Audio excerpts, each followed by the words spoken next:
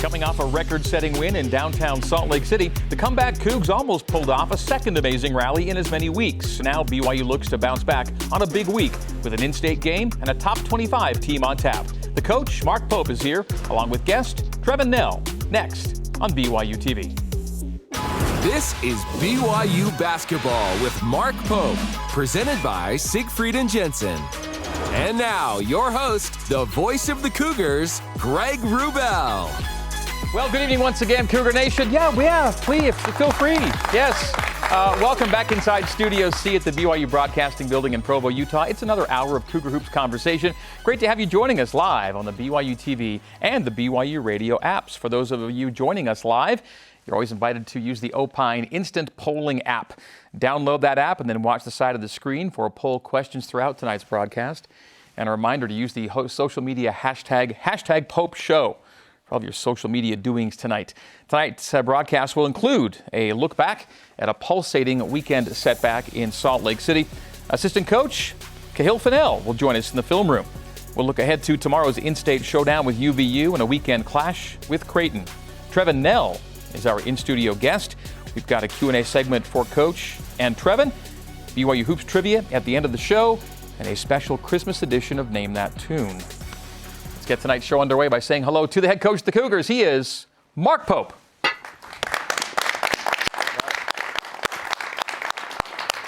you doing, brother? Coach Pope, these are my favorite sweats. I do love these. Yes, I do too. This is a good look. I see the guys, and I'm thinking that is sharp. You know, you don't see a lot of just straight black, but then black and cream. It's kind of a cool old school vibe. I like it. I like it a lot. And I was going to go down a morning path with the black too, but I'm not going there. Yeah, it's a good look. What's on Coach Pope's mind tonight? Good question. Yeah. We had a tough day Saturday. Yep. And so I think everybody can relate to that experience of having a really bad day and then a really, really long night and only getting a couple hours sleep. And the thing is waking up in the morning, because you wake up in the morning, splitting headache and super dry throat, and you've kind of, when you collapsed on the bed and you're so tired you don't remember anything, so you sleep in a really uncomfortable position. And that's bad, but then all of a sudden you remembered what happened yesterday, and it's the worst. And then you try and convince yourself that there's some excuse to not go to church, even though you have to conduct, in my congregation, I have to conduct the meeting.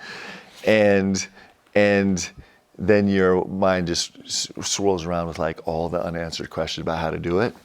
And it's actually one of my favorite things in the world. It's awful. But I love it so much because in athletics, we get to be in the middle of it. Like you get to be stuck in the middle of the chaos. And maelstrom. Yes. And then if you've done it long enough, you realize how beautiful it is when you pull yourself out, when your team pulls itself out. Sometimes it takes a long time, sometimes it comes quick. But we're in the middle of the story right now, and I'm really grateful for that. So you're talking about embracing the process of it all. Yeah, and it's just as painful as you can imagine. I think we all share in that pain, but it's also beautiful because you get to see guys grow and become something, and like we're just like ripped wide open, raw. These young guys are that are chasing their dreams and trying so hard to grow and trying so hard to perform. It is like you can't take one without the other. It's like opposition in all things, right? It's a gospel concept, but it is pretty extraordinary. And then the hope is we're doing a show 8 or 9 weeks from now, yep. And we're looking back at this time and saying remember when, and taking things you can pull out of it and say this was important for us. Yeah, and we've done that. Yeah, we've done that before. It's actually really special. The greatest thing about sports. We know that usually the first week of December means the net rankings start to be a thing. Yeah. And the first net rankings came out this week. And they're not where you usually find yourself in net. But again, you're talking about if there's a process, you're going to hopefully see a climb as the season goes along to be where you want to end up. Yeah, we'd love to. Our metrics are not great right now on any front. But that's part of it. Right now we're chasing growth really, really hard. We got a really fun group of young guys that have a ton of growth potential. And we're going to get challenged in a massive way again tomorrow night in an in-state game, and then Saturday, and against one of the top teams in the country, and it just doesn't end, which thankfully it doesn't. Yeah. You said in your weekly media availability today that you're trying to win games with young guys, and it's hard to do for a lot of teams. Right? Yeah, but it's a fun challenge. It's really fun. I mean, because just like all of Cougar Nation, when they sit down in the arena or sit down at home on TV, I don't have any idea what's going to happen either, and it's actually magical. But what is happening is these guys are growing, and like we're really encouraged by a bunch of the metrics that were trending very much in the right way, even though the outcome Saturday was super disappointing. Injury updates. Do you have anything for us on either? And Trevin Knell's our guest. We can talk to Trevin himself, of course. Well, just let me give you guys a heads up. Trevin is going to say he's cleared to play tomorrow, and he's months away from being cleared to play, but he will tell you that on live television tonight. Is it really months? Could it be a season where maybe he has to sit it out? I don't know. We'll see. It's just going to depend on how it goes right now. He's probably several weeks away from even the most light contact, and then it's just a matter on how quickly it gets strong, right? So he's got to protect his shoulder. Okay, and then no surgery for Spencer Johnson. When he comes on and says he thinks he's going to be cleared to play tomorrow, will you guys just react like you're super excited? And like you believe it. Okay. Yeah. Spence, not going to be operated on, which is positive, but he's still on the sideline, right? Yeah. Sometime we'll talk about this injury. I don't want to talk about it now because I keep trying to convince myself that he could be back any day also. But it may not be any day. No. Okay. All right. It's been a grind. Yeah, but it's awesome. You know what? We've been talking a lot about the price of winning. There's this unbelievable little video that's out on social media of Michael Jordan from The Last Dance talking about the price of winning and the price of leadership. We've been talking a lot as a team about the price of winning because that's something young teams need to learn. For example, we're walking into an in-state game, and when you play against other teams in the state, you could just throw out all of everything. Nothing matters because it's just a free-for-all. It's like going in the backyard with your brother, right, and just beating each other up, and it really doesn't matter who's better. It just matters who fights more.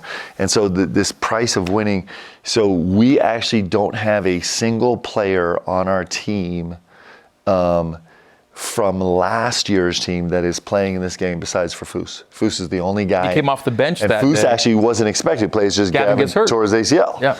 And so, Gideon was sick, so he didn't play last year, and then Spence and Trevor both hurt. And so this transfer, this normal kind of transfer of understanding of what the price of winning is we're kind of have to learn it on the fly, which is super fun. But I'll tell you the other thing I love about sports. I'm going to wax poetic for a second. We live in this place right now where we always talk about entitlement. I think every older generation's always talked about the younger generation like there's this sense of entitlement. And there is, it's super fun to talk about all the stuff, neither good or bad. It's just what it is that we finally got to universal health care, which is a right, and we're trying to pay for everybody's college tuition, free college, which is a entitlement, which is a right, and you just go down the long list of things. But the one thing that will never be touched by this entitlement notion is winning, because you don't get gifted winning. You have to go take it. And that's one of the things I love about sports too, is you have to go take it. You have to go earn it. There's no shortcut. There never will be. You can't change that. And that's one of the great things about sport also. Okay, so you mentioned Michael Jordan, The Last Dance, a few minutes ago, as you were talking. You also spoke today with the press about Michael Jordan in a different setting. You brought this up. We all remember the fact that he has almost back-to-back three-peats separated by his baseball career. But before the first three-peat, before those first wins over the Pistons that were so hard to get in the Lakers, there were years of losing, and there were years of playoff exit after exit, and he's spectacular the whole time, but it's exit after exit after exit. It took years before he gets to the stage, and then they started coming, but it took a while. Yeah, it's one of the great things. I mean, it's one of the all-time greatest to ever compete in anything, right? Maybe the greatest competitor of all time in any sport, I don't know. But it was 7 years. It was 700 games. Think about that before he ever won a title. It's a long time. That's 2 college careers. Well, for some guys, it's 7 college careers. But that's actually my favorite part of the story, because there was a million times where he could have gone away or became frustrated or disillusioned. He didn't. He just kept banging against it until finally he broke through. it's pretty great. And our guys are learning that right now about this price of winning. Michael Jordan learned the price of winning. It took him 7 years to learn it at the NBA level. 7 years, 700 games to learn the real price of winning. And it's a lesson that, changes you. So it's pretty exciting. As someone who shared the floor with him as an opponent, you only saw him sporadically compared to his teammates who were with him every day. Could you just see in those briefest of glimpses as a competitor what you were talking about right now? In terms of when you talk about competitor and it gets kind of bandied around a bit, what was it like to be in that environment? It was actually interesting. What was really interesting, because I was just there Mike's last year with the Bulls, so that was my rookie year. So everything was new and exciting and whatever. But the one thing that was really incredible to me was how every other competitor in the league saw Mike. Like, everybody in the league had taken their shot at challenging him, and he had silenced everybody into this sense of like, hey, just don't ruffle his feathers, man. maybe we just kind of keep him calm tonight where he doesn't kill us. But the revere and the reverence that he was, that his most arch rival foes, the respect that they paid him was pretty impressive, and he earned it because he just dominated everybody. All right, let's flash forward, and the Cougs have just wrapped up a run of 5 games outside of the Marriott Center, 3 in the Bahamas, 2 at Vivint Arena in Salt Lake City, and it was a split decision for BYU last week on the home floor of the Utah Jazz, win over Westminster on Tuesday, then it was a showdown with South Dakota on Saturday. Let's take a brief look back at that one now with some highlights and stats presented by Intermountain Healthcare. BYU and South Dakota Saturday afternoon was a Saturday matinee. And BYU's only lead in the game came a few minutes after this at 8-7. It was tough to get back on top of these guys. Yeah, and we just, we weren't functioning at a high level. We had a tough time making shots on the offensive end in the first half, and on the defensive end, man, we could not get a stop for the life of us. We had some communication errors defensively, especially in ball screen defense. We were backwards a lot, and a lot of that was credit to how South Dakota is able to spread the floor, and also the pace that they were playing with in their half-court offense was super disruptive to us, and we just couldn't find answers. Cruz Pero Hunt, the fellow we're seeing right there, was a guy forced into action by an injury to A.J. Plitzowite. Yeah. Cruz Pero Hunt had to run the point for him. Had a great game. Yeah, he had a great game, and they did a great job kind of forcing us into rotations, and we were very undisciplined in our rotations. A lot of times we're bringing 2 guys to the bottom.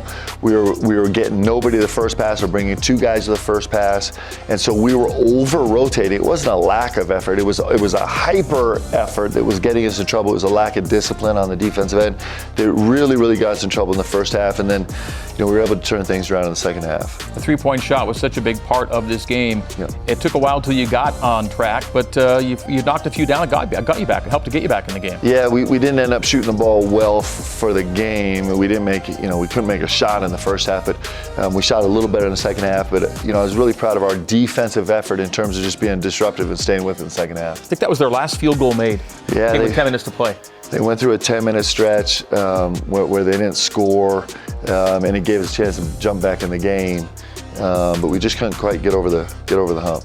Great rally though, as Trey Stewart with the steal, and BYU's right there, and the shots kept coming at an important time. Great offensive rebound here from Foose, and Rudy knocks down a triple. And this is after you'd come back from down 23 in the first half. Now you're down 21 in the second half, and you're thinking, we're going to do this. Yep. Yeah, there's no shortage of fight in these guys. Like they got a whole bunch of TRY. Like they are all over that. We got to grow our toughness a little bit, and we got to grow our physicality. We got to grow our understanding of winning and what that takes. But in terms of these guys trying and like being game and staying in it, they've been incredibly resilient and impressive throughout the first third of the season. Did you have a timeout left there or not? We didn't. I was super upset about it. With the 104, 106 minute left, I called a timeout. I knew it was our last one. We were trying to make that last push to actually get in the game. And so with 8 seconds left, they missed their second, 7.6 or 7.4 seconds left. They missed their free throw, and we desperately needed a timeout right there just with this young team to bring them in, kind of get them settled. We end up getting a shot. It was a good effort. It's not exactly what we would have hoped to, how we would have hoped to attack it, but in that situation, guys are just doing the best they can. with no instruction. And like I said, I thought our guys made an incredible effort to get back in the game. We just didn't play very well. I thought it might have been that it was meant to be, because the guy who missed the free throws there until that moment was 15 for 16 on the year at the line. To miss one free throw all year, he misses back-to-back and you have a shot. And that was actually super surprising to us, because we went into that as he was preparing for free throws. We had just a second to talk to the guys in passing, and we're kind of talking about 2 or 3 point game. It ended up being a 1 point game, and so you approach that possession so much different. Our guys were on the other side of the court. He misses it, so you're playing with a live ball, and it was a lot for our guys to digest in that short time. In any game that tight, there's bound to be some 50-50 balls and 50-50 calls that don't always go your way, and it was kind of that way again too. Yeah, I mean, listen, you find me a fan or a coach or a player that's ever been satisfied with the reffing of a game, ever win or lose, and I will call you a liar. But it's just the nature of the job, and it's just there were good calls and missed calls on both sides, but there were some really frustrating calls like this one. Thanks for pointing that out. That made the comeback a little more difficult. Yeah, and unfortunately, Dallin Hall was the guy they were looking at, and tagged with a couple in a really important stage of the game. It's sometimes young referees get caught up in the moment too, just like young players, and it happens. It's a hard job, and I wish that it wasn't the case. It always will be, and it just is what it is. It was a long day in a lot of ways. It was a literally long day. It was a long game. The pace of the game, very difficult down the stretch, a lot of stoppages. Yeah, it was a lot of stop. And in some ways it benefits, maybe it doesn't though, I don't know. Yeah, a lot of that was due to us. We pressed the whole second half. We were in a really aggressive zone field in the half court the whole second half. And so that, most people think about pressing the game as speeding up, but it doesn't. It does exactly the opposite. It slows it down, and it certainly did in our case. And it was almost enough. You had a school record 19 threes at Vivint last week. A few days later, same floor, same shooters, different day. You went 0 for 12 and then 1 for 17 before they started dropping. And the 0 for 12, actually, for the most part, I liked all the shots. They were shots we earned. We're seeing some of them here, yeah. Yeah, and most of them were catch and shoot shots that we earned each other. And where I was really disappointed is in the first half we only had 3 offensive rebounds, and that's actually the place where we clean it up when we don't make shots. We're averaging over 10 a game. I think we ended up with 13 in this game, 12 or 13, but we were not as aggressive and active on the offensive glass as we needed to be in the first half, and that's how you answer that. That's how you answer not shooting well, and we just didn't answer it the way we needed to. South Dakota, meantime, is going 12 for 23 from the arc. You see what they shot today at Air Force? No. They were 3 for 21 from 3. And it happens. And the thing is, listen, we never want to boil this game down to making shots or missing shots, because then it feels like it's not in our control. We should be able to win when we don't make shots. And that's what good teams do. Good teams win when they don't make shots, and we just weren't good enough to do that on Saturday. We almost did win. Well, this BYU team with many newcomers includes a fresh face on the bench alongside Coach Pope. And tonight, for the first time, we get to hear from new assistant coach Kahlil Fennell inside the film room with our Jarom Jordan. All right, Kahlil, let's talk about South Dakota and just jump right in. About 10 minutes left in the second half. They hit a three-pointer that puts them up 21 at this point, a game high. Yeah, this is obviously a really disappointing stretch for us. We put ourselves in such a significant hole in the first half, and here we're trying to press a little bit, trying to change the pace of the game, try to make them a little bit uncomfortable with what we're doing full court. We had some miscommunication on the back end of this thing. They get a wide open 3 from a really good shooter in Paul Bruns, and that was really the story of the game. So against Dayton, you're down 23, more than this. You come back and win. You had trailed by 18 against Butler, so it's not out of the realm of possibility at this point. But here we go again.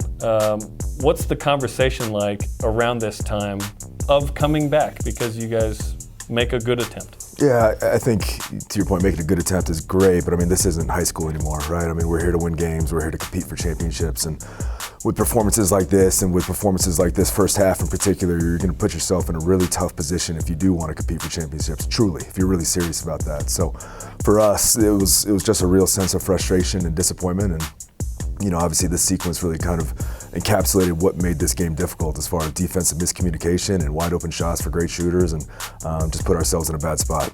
Okay, well said. Let's look at some of the carnage, I suppose. With 7 minutes to go, Noah Waterman hits a 3 that cuts it to 10 at this point. Yeah, you made the point about Dayton and Butler, and there is precedent for us coming back and showing some resilience, and I was really proud of our guys for the second half fight back. Dallin does a really nice job making the read here on the ball screen coverage, and Noah does a really nice job of what we call snapping up on the back end of this thing. Some people call it a lift or a trade. Makes himself available on the right wing. Noah's a tremendous shooter, and he knocks it down. Okay, with 1:14 left, Rudy cuts this thing to 5 after the offensive rebound from Foose. Yeah, this is an awesome job by Foose. Foose creates contact early on the offensive glass, secures the offensive rebound, and then feels the pressure from the collapsing defense and kicks it out to the corner to a wide open shooter. And Rudy's shown the capability throughout his career to be a really high level shooter as well. And fortunately for us, he shot it with confidence and knocked it down. At this point, down 5. It was 21 9 minutes ago. You feeling like, hey, we're going to do this again? Yeah, that's certainly the hope. I'm not thinking too much of big picture. I'm just thinking about play by play, right? So how can we get a stop on this next possession, which is those stops and stringing together stops, stacking together stops has been so elusive for us. We did a much better job in the second half. But that was really just the thought process. Okay, how can we get a stop or a turnover on this next possession to put ourselves in a position to tie this game? Okay, later, Dallin Hall. This felt like Idaho State, but with a screen and roll here with Foose. He gets an and one and trims this thing to 3. Yeah, Dallin did a fantastic job, especially in the second half, really kind of calming us down, running our offense. He made us look a lot more like us, right? He did an awesome job of replicating what BYU basketball is supposed to look like from the point guard position, utilizing ball screens, involving the teammates, hitting the roll, hitting snaps. And then this is an example here, just playing with poise, attacking a switch on a ball screen and getting all the way to the rim. So from a Dallin Hall perspective, I thought he did a fantastic job and did his best to keep us in a position to win the game. Career high 14 points, 6 assists, no turnovers. He had a nice game on offense. Absolutely. Then later, Rudy Williams, 8 for 8 from the free throw line. He hits his 2. Paul Bruns misses both. We're showing 2 timeouts here, but you have no timeouts. So you had already written up and drawn up what you wanted to do, and Rudy Williams gets this look. Break this play down for me. Yeah, to your point about not having no timeouts, we really just wanted our guys to be in attack mode, right? Rudy receives the ball here with over 5 seconds to go. Plenty of time for him to get downhill, and with Foose setting this drag ball screen, we really wanted to kind of give him the opportunity to get downhill, get in the painted area, maybe draw a foul, maybe be a little bit more aggressive getting to the basket. Rudy feels really comfortable with his pull-up jump shot, and that's what he felt was the right play at the right time. And unfortunately for us, he missed it. But Rudy's such a talented offensive player. He had 20 points in this game, and to a man, everybody in this room feels really confident with the ball in his hands to make shots in big moments. And unfortunately, this time it didn't fall. Where do you go from here? Because certainly this loss is unacceptable, as you mentioned. You guys want to compete for championships. This isn't a game you lose. So what's the message and mindset from here on out? Yeah, I think it's just about progressing and continuing to get better, right? I think in a program like BYU, we have the talent that we have, which is really high level, but where we really hang our hat is player development and development of our group as a whole. So moving forward, it's just about getting better game to game, practice to practice, and we have to get better today in practice. We have to get better in our preparation for Utah Valley, which is a really good team who's going to be fired up to play us. And when we continue to kind of stack those kind of improving days, hopefully we'll be right where we want to be, but it just starts with an attitude of improvement and getting better every day. Okay, well, good luck Wednesday against UVU. Thanks for the time. Thank you. Appreciate it. All right, to Coach Fennell, new to your staff. What can you share about what he brings to BYU basketball? He's really good, isn't he? Yeah. Hey, he's an elite level communicator. He's developing great relationship with our guys. He's a terrific instructor. He's really smart about the game of basketball. He's got an unbelievable demeanor, which is a great foil for me because I'm super emotional all over the joint. He's pretty level, isn't he? He's super even keeled and really professional. He is a gift to BYU. It's pretty awesome. Came here from Louisville, right? Yep. That's right. Great. Good to have him. We'll have more of him for sure. As we break, this reminder that for your day-to-day Cougar sports play-by-play, tune to BYU Sports Nation with Spencer Linton and Jarom Jordan, weekdays, noon Eastern, 9 Pacific, 10 Mountain on BYUtv and BYU Radio. When we come back, we'll welcome in special guest Trevin Knell as BYU Basketball with Mark Pope continues. Stay with us. We're back in a minute.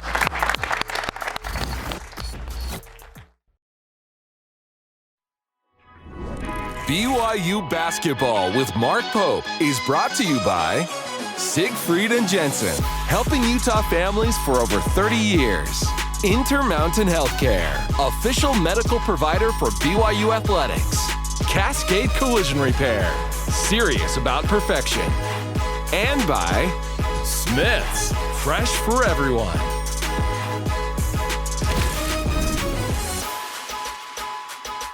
All right, welcome back to BYU Basketball with Mark Pope. Well, after an off-season of multiple arrivals and a few departures, it was a welcome sight to see a few important holdovers on the 2022-23 BYU men's basketball roster. And even though his season debut for this year is still to come, probably can't come soon enough for Cougar Nation, we're excited to see him back on the floor again. Excited to have him back in Studio C. Please welcome in tonight's special guest, Trevin Knell.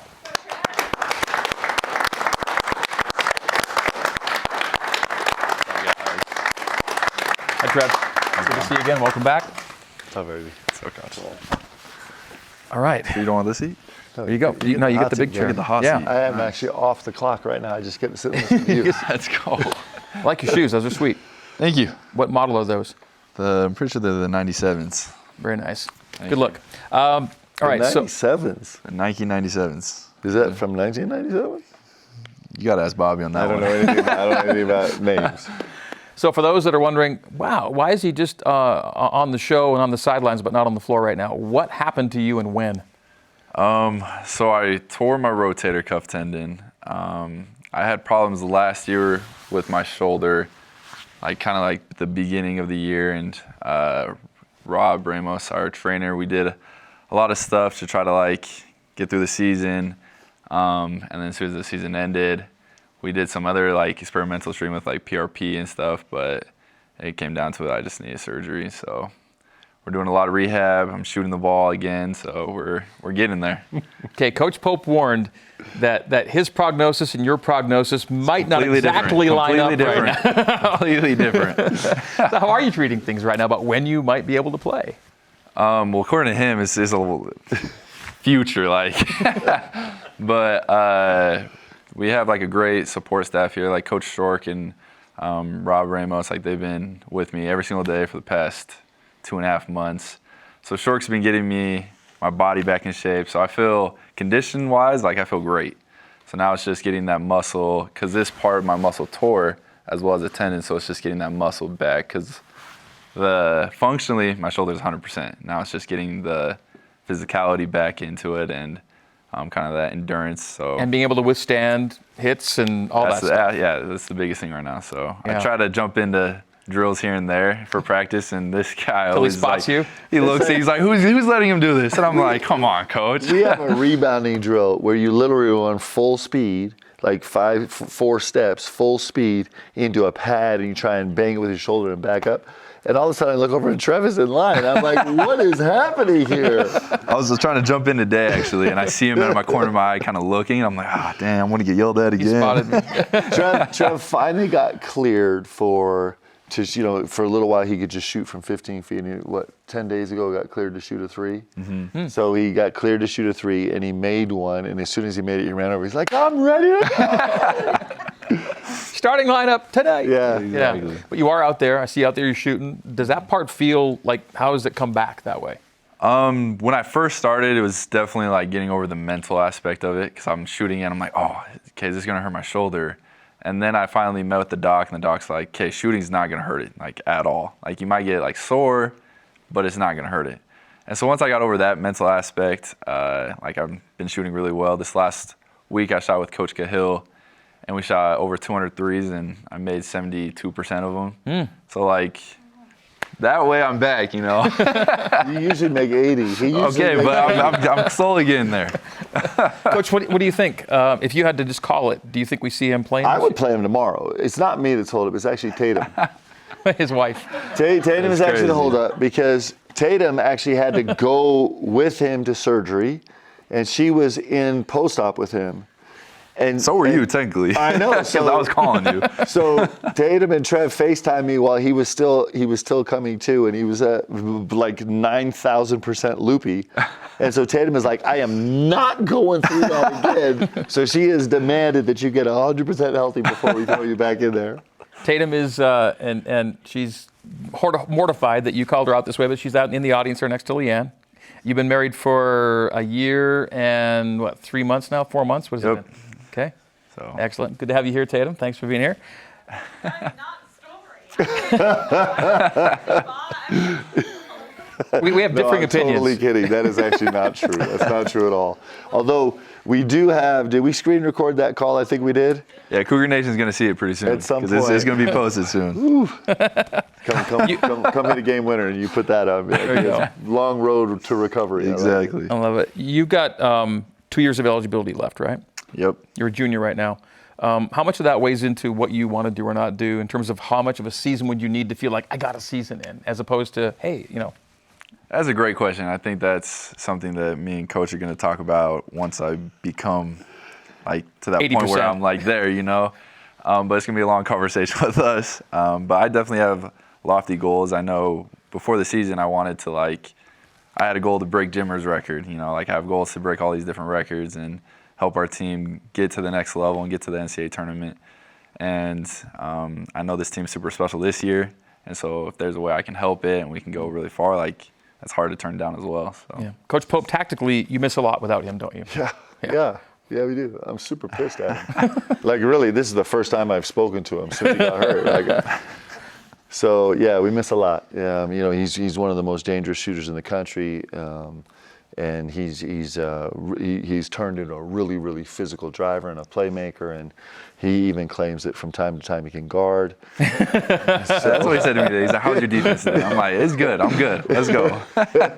So, yeah, we miss it. And mostly we miss it. We miss right now what we miss the most is having anybody on this roster that's been through the wars, right? Yeah. We just don't have anybody that's felt it and experienced it and been a part of it. And Trev brings such a confidence to the game and a confidence to the floor and a competence to the floor that we really miss him. And so, if at the point where he's healthy enough to go, I can't wait to get him back on the floor. Last couple things before the break here, Trev. You went on a mission to a big soccer country, yeah? Yeah, it was a little depressing, all right? So the question is, were you watching World Cup? I was. I was definitely watching the USA and Netherlands game. That was also a little depressing as well. But when you served in Uruguay, right? I served in Uruguay, and when I saw that we were going to move on, and then that goal happened, I think was for South Korea. Yeah. They scored. Took you out. And I just see Luis Suarez just pretty much crying. And I'm like, I feel that. I kind of feel that with you, not at the same level. But, it was a little depressing. I have a huge group message with, some people from my mission. And so they're all talking about it. But, yeah. Okay. More positive thoughts then. There we go. The fact that you are about to embark on another conference campaign, BYU's got a lot of work to do in the WCC. It's always a fun challenge. And then there's also a future challenge we don't talk a lot about, but it's there, and you get to be a part of that too. Your future still includes a lot of fun basketball in front of you still. It does. I'm super excited. We have a lot of unfinished business with the WCC, and we haven't won it yet. So, that's our main mentality, our main goal. And it's definitely in our grasp. There's a lot of good teams in the WCC, but we feel like we can play with the best of them. We proved it in the Bahamas, and we're just going to continue to get better. And then once the WCC ends, we have a huge, growing pattern that we need to take and a growing step that to just get ready for the Big 12. Yeah, Coach, regardless of what happens this year with Trev, you get to bring him into the Big 12 with you. Yes, super excited about that. All right, let's take a break, guys. Still on the way, we'll see Coach Pope and Trevin Knell go toe-to-toe. Toe to mistletoe? No, with a Christmas edition of Name That Tune. So stick with us. BYU basketball with Mark Pope continues after this.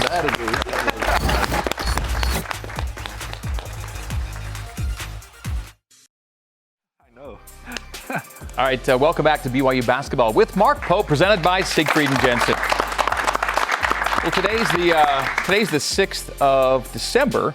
So that would be our 6th day of the Light the World campaign. Coach, we talked about it last week, and you guys have been on social media and encouraging folks to do something good for someone else this December. It's called Light the World. It's been going on day by day. Trev, what's your feedback on this?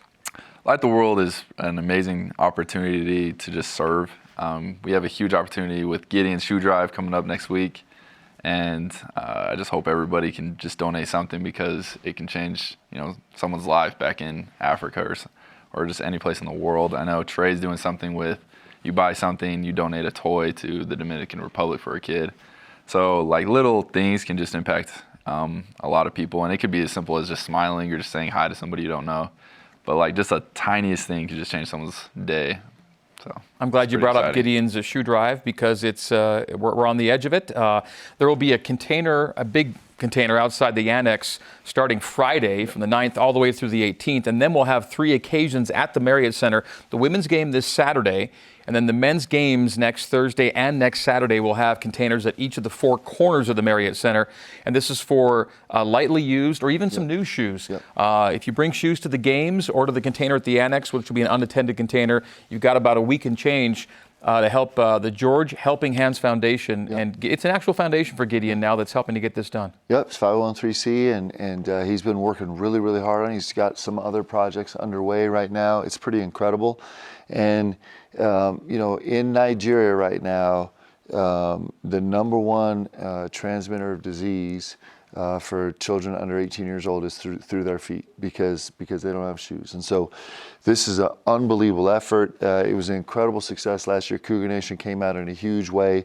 And you talk about having a chance to change young people's lives, to give them a pair of shoes when they don't have one. It just is a game changer, especially when you're talking about kids that are, walking,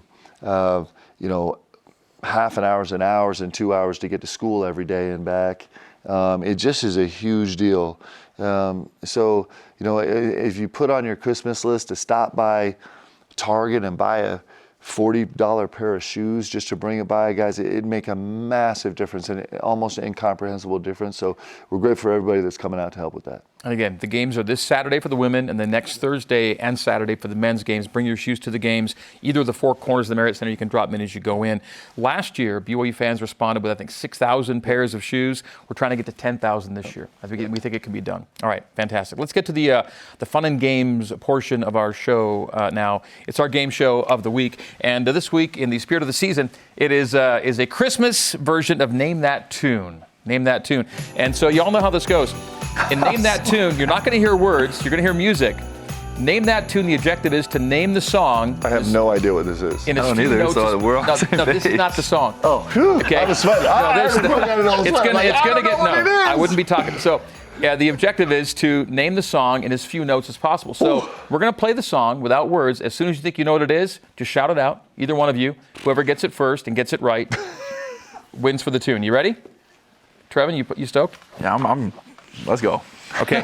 Producer Hema says, if you sing along, if you sing some of the song once you've gotten it, it's extra points. Okay.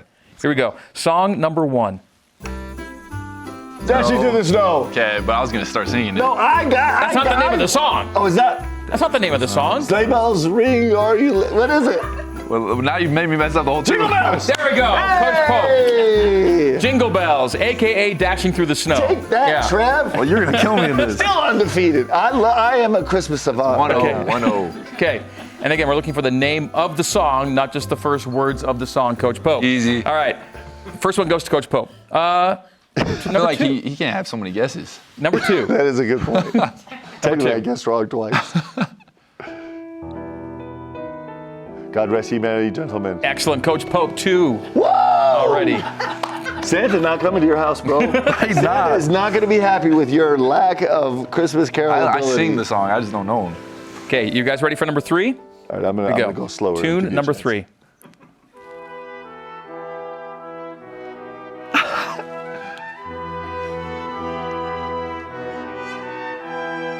The Three Kings. What's that? I've got to go with that. We Three Kings. That's for Trevin. Nice job. You're back. You're in the game.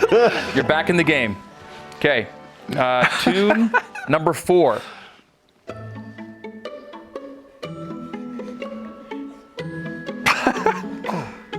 You know it? Yes. Let's hear it. Oh, come let us adore. Name of the song is? Oh, faithful. Yeah. Ye Come on, faithful. ye faithful. Oh, Come On, Ye Faithful. It's actually- you guys got Dashing teamed up through the on that snow. one. I feel like that one's the same one. I was like 3 octaves higher than I could sing. I was like, All right, and Hema says that's Coach Pope plus a point because there was some singing bring involved it, there. Hema. Okay, all right. So I have it right now, 3-1 Coach Pope with a bonus point for the song. All right, 4-1. Song number 5.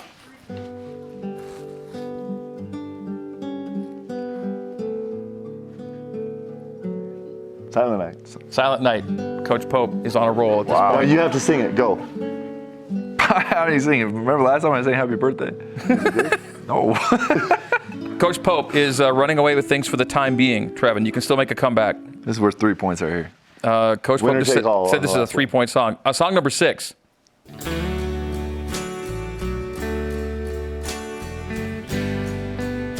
I can't think of it.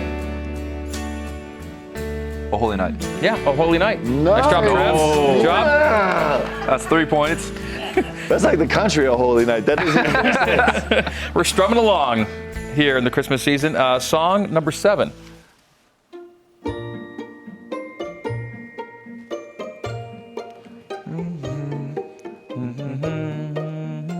Away in a major. Good job, Trevin Knell. Away in a You're manger. making a comeback right now.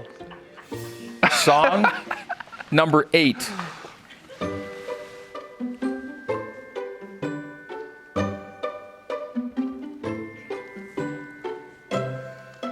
You know it? Yeah. Let's hear it. I know it too. I won't say it either. Hark the Herald Angels Sing. Hark the Herald Angels Sing. Coach Pope. I just had to get to the. I had to get to the. You had to get to the chorus. Yes. Okay. What's the score? Unofficially, I've got Coach Pope 5, Trevin 3. Well, I had that 3-pointer. Coach Pope, Coach Pope 5, Trevin 4. Okay, so we're calling 5-4. I appreciate that. 5-4. Song 9. We have this many songs.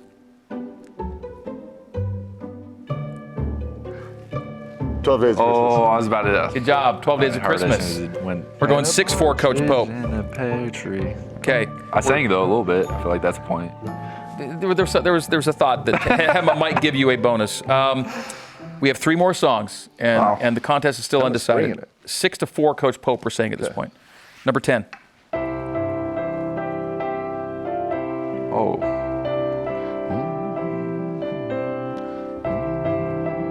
Angels You've Heard on High. Good job, Trevin. Nice job. I knew that, though. Angels We've Heard on I High. didn't know it. I didn't know. I can't think of the words. Okay, number 11. Joy to the World. Joy to the World. Cheater!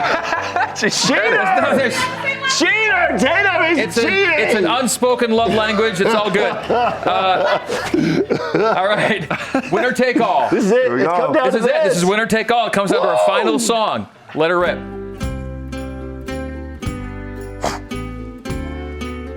We wish you Merry Christmas. Coach Pope for the win. We wish you a Merry Christmas. Did you guys know that? I am Christmas! You are Christmas. Coming to a T-shirt near you. All right. 7.4 seconds left. Bucket. Let's do If we did a Disney version, I think I would win.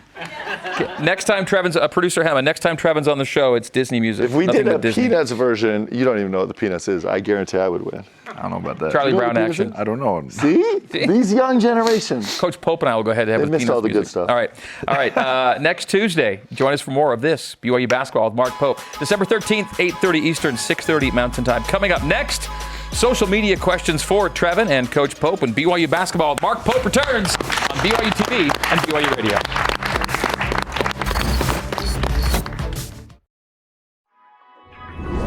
BYU Basketball with Mark Pope is brought to you by Siegfried and Jensen, helping Utah families for over 30 years. Intermountain Healthcare, official medical provider for BYU Athletics. Cascade Collision Repair, serious about perfection. And by Smith's, fresh for everyone. All right, so back on BYU basketball with Mark Pope. I haven't asked either of you guys about the new uniforms. We have a set of 4 brand new uniforms this year with white and royal and navy and black. Trev, first up, your review. I love them. I feel like they're a lot lighter and just like, you look good, you feel good, you play good. Are you pleased with how it all came out, Coach Pope? Yeah, I love them. I love the navy and royal. We were super excited about that. This kind of been in the works for a year, and so super excited for those to come out. That's a good look. Love it. All right. We made a big mistake, by the way. Uh-oh, what's that? Like, not that that's unusual. The Christmas Carol contest was great, but if we had Leanne and Tatum come down here and we made it a couples I think we're taking it. that would have been fire. No, I'm not giving Tatum Leanne. I got Leanne. You got Tatum. That would have been like. Oh, I thought we were mixing up. Like, I got Leanne. That's what I was saying. It might come to blows because we're competitive, and these two are like crazy competitive. Well, I know it would have been a shutout if it was those two against you two. No. Things could have gotten really ugly that way. Social media Q&A time. Let's go. This is a question for both of you, I guess. What do you want for Christmas? Trevin first. Wow, what do I want for Christmas? That's a loaded question. It's not hard at all. What are you talking about? I want to step on a basketball court and let Coach Pope play me. There we go. That's what I want for Christmas. Perfect answer. Coach Pope? I'd like Trevin to step on a basketball court and let me play him. Good one.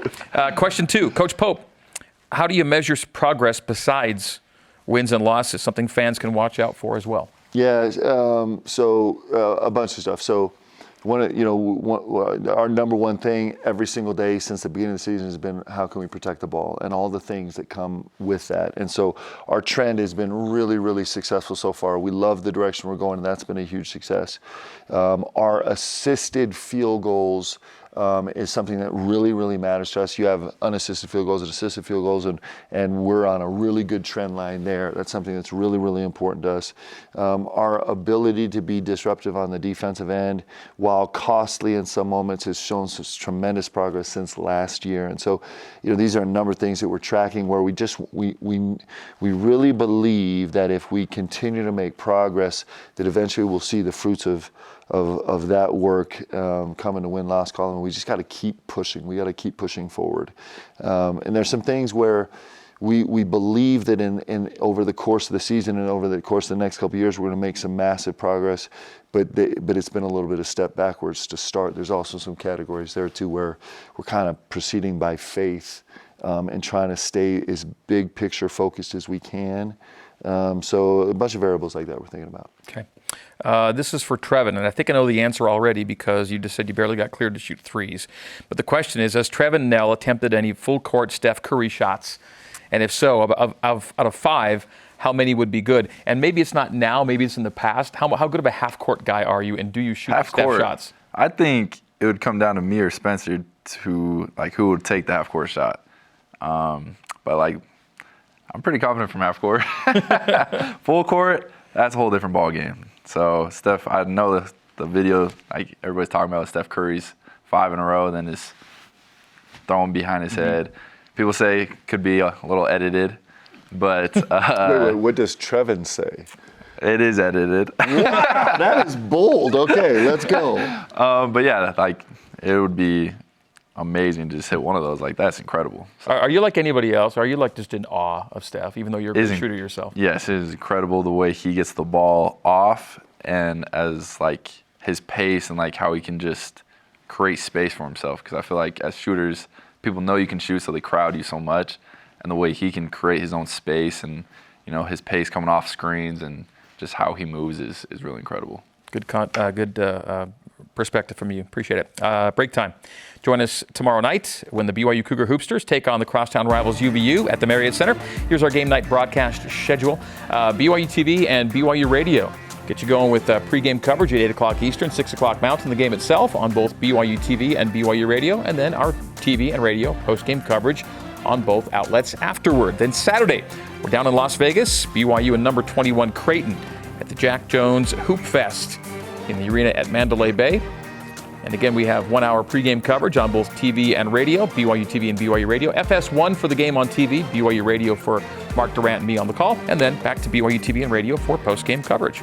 As we take our break, here's this week's trivia question presented by Cascade Collision Repair, serious about perfection. For which SEC and ACC basketball programs did Mark Pope work before coming to BYU as an assistant coach in 2011? The answer is coming up next. Stay with us.